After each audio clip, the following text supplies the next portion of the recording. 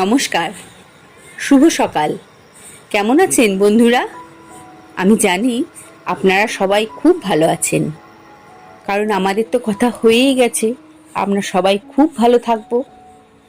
আমি আবার চলে এসেছি শর্মিষ্ঠা নিয়ে, আমার চ্যানেল ঠাকুমা দিদিমার হেসেল। আমি একজন হোম মেকার, গৃহবধূও বলতে পারি, কিন্তু তার মধ্যে কোনো কালিমা নেই। কিন্তু কি জানেন তো, বধূ বলতে চোখের সামনে যে ছবিটা ভেসে ওঠে, এক মাথা ঘোমটা নিয়ে ঘরের কোণে বসে থাকা বা ঘরোয়া কাজ করা, শুধুমাত্র ঘরের চৌহদ্দির মধ্যে সেই খিড়কি থেকে সিংহদুয়ার এইটুকুনি তাদের যাতায়াতের পথ। তা তো আমরা এখন আর কেউ নই, কি বলেন? আমরা তখন ঘরে বাইরে সমানভাবে কাজ করি। যিনি চাকরি করেন তিনিও যেমন করেন, যিনি চাকরি করেন না তিনিও সেরকম বাইরে কাজ করেন। হাট বাজার দোকানদানি, ছেলে মেয়ে স্কুল কলেজ, সমস্ত কিছুতেই তো আমাদের কন্ট্রিবিউশন, বলুন। তারপরে আবার যদি আমার মতন কারো স্বামী একটু অসুস্থ থাকেন দীর্ঘদিন ধরে, তাহলে তো তাকে আরোই বাইরে লড়াই করতে হয়। ডাক্তার বদ্যি সমস্ত কিছু সামলানো, তারপরে আবার সুচিকিৎসার জন্য ভিন রাজ্যে যাওয়া, এগুলো তো সেই গৃহবধূটিকেই সামলাতে হয়। এই সামলাতে সামলাতে গৃহবধূটি হয়ে ওঠে একটি হোম মেকার। কথাটা খুব মিষ্টি, বলুন, হোম মেকার কথাটি। সত্যি হোমটাকে তো আমরাই মেক করি, তাই না? আজকে রান্না করছি ছানার বড়ার তরকারি। ঠাকুমার কাছ থেকে শিখেছি। ঠাকুমা করতো কি, বাড়িতে হয়তো অনেকেই দুধ খেলো না সেই দিন, অনেকটা দুধ বেঁচে গেল, পরের দিন ওই দুধটা দিয়ে ছানা কাটাতো, ছানা কাটিয়ে এই রেসিপিটা বানাতো। তো আজকেও আমাদের বাড়িতে হয়েছে কি, সকালে যে ছানাটা করেছিলাম সেটা সবটা ওঠেনি, একটু মতো রয়ে গেছিল। আর ওইটুকু ছানাতে আর বেশিটা হবেও না, এই জন্য দেখলেন আপনারা যে একটু সুজি সেদ্ধ করে নিলাম। কড়াইতে অল্প জল দিয়ে, জলটা ফুটে উঠলে 3 চামচের মতো সুজি দিলাম, দিয়ে ওটা সেদ্ধ হয়ে গেলে ঠান্ডা করতে রেখে দিলাম। তারপরে ওই ছানা আর ওই সেদ্ধ সুজি দুটোকে নিয়ে হাত দিয়ে খুব ভালোভাবে মাখতে হবে, যেন ভেতরে কোনো ডেলা ডেলা না থাকে। তার মধ্যে একটু নুন, একটু হলুদ, আর দিয়ে দিলাম 8 চামচের মতো ঘি। ঘিটা দিলে কি হয়, খুব সুন্দর একটা সুগন্ধ বেরোয়। পর একটু আটা ছড়িয়ে দেব, তারপর একটু মাখবো। আটাটা দেওয়া হয় যাতে বাইন্ডিংটা খুব ভালো হয়, বড়া যাতে ভেঙে না যায়। তারপরে ওগুলোকে বলের আকারে গড়ে রেখে দেব। আসলে আমার ঠাকুমা না ছিলেন একজন পারফেকশনিস্ট। সমস্ত কিছু পারফেক্ট হওয়া চাই। যে রান্নার যে উপকরণ সেইটা সেদিন তার চাই, সব কিছু প্রথম থেকে শেষ পর্যন্ত যা যা লাগবে ঠিকঠাক মতো না পেলে সেদিন সেই রান্নাটা বাদ, সেটা রাঁধবেনই না।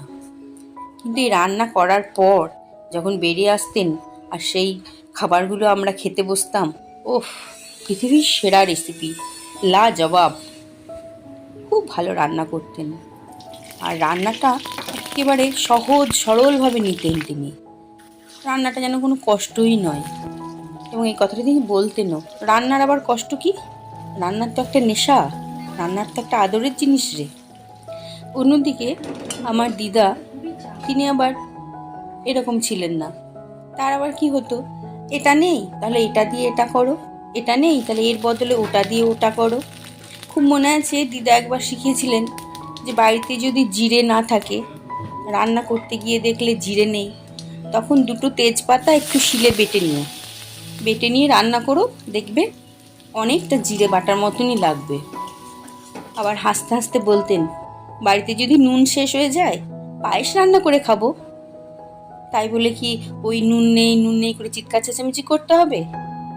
দুজন ছিলেন একদম দুধারার মানুষ, দুজনের সমস্ত কিছুই আলাদা, কিন্তু দুজনেই এত ভালো যে কি করে রান্না করতেন এটাই আমার মাথাতে এখনো ঢোকে না।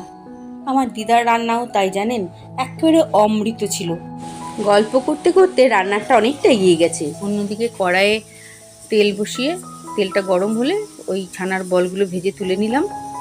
আর আমি আগে একটু আলু সেদ্ধ করে রেখেছিলাম তাড়াতাড়ি হওয়ার জন্য। ছানার বড়াগুলো ভাজার পর যে অবশিষ্ট তেল রইল, ওখানে একটু দিলাম জিরে ফোড়ন, তার মধ্যে ওই সেদ্ধ আলুগুলো দিয়ে হলুদ দিয়ে লাল লাল করে ভেজে নিলাম। তারপরে একটু ওই আদা জিরে বাটা ছিল, একটা বাটির মধ্যে নিয়ে তার মধ্যে দিলাম একটু ধনে গুঁড়ো, একটু নুন, একটু হলুদ দিয়ে ওটাকে জল দিয়ে একটু পেস্টের মতো করে ওই ভাজা আলুর মধ্যে ঢেলে দিলাম। নেড়ে চেড়ে যখন বেশ মশলাটা কষা হয়ে গেল, জল দিয়ে দিলাম। তারপর দিলাম দুটো তেজপাতা আর একটু লঙ্কা। লঙ্কাটা আমরা খুব কম খাই, আপনারা ওখানে লঙ্কা গুঁড়ো দিতে পারেন। আমরা যেহেতু কম লঙ্কা খাই ওই জন্য আমরা ওই দুটো গোটা গোটা লঙ্কা ফেলে রাখলাম। এবার যখন ওই ঝোলটা ফুটে উঠবে, বড়াগুলো দিয়ে একটুক্ষণ ঢাকা দিতে হবে। ঢাকা দিয়ে বড়া সেদ্ধ হয়ে গেলেই ঢাকা খুলে একটু গরম মশলা আর ঘি দিয়ে চাপা দিয়ে রেখে দেব। তাহলেই হয়ে গেল আমাদের ছানার বড়ার তরকারি। আর গরম মশলাতে দেখলেন আমি একটা এলাচ, দুটো লবঙ্গ আর একটু দারচিনি শিলনোড়ায় বেটে তারপরে দিলাম।